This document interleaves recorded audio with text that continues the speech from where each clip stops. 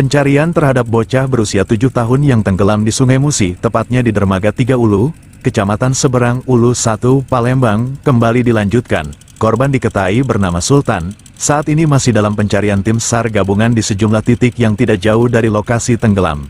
Dan tim rescue kantor SAR Palembang, Kemas Ismail menuturkan ini merupakan pencarian di hari kedua.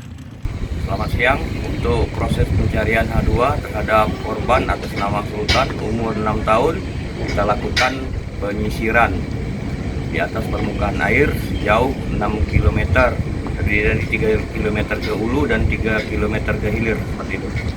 Untuk alut yang digunakan pada proses pencarian ini apa saja, Pak? Untuk alut yaitu menggunakan satu LCR dari Basarnas, satu speed 40 PK dari Polair, dan ketek dari warga setempat. Dan untuk unsur yang terlibat pada hari ini? Yang terlibat terdiri dari tim SAR gabungan yaitu dari Basarnas, Polair, Babinsa, Babin Katimas, dan Polsek serta masyarakat setempat.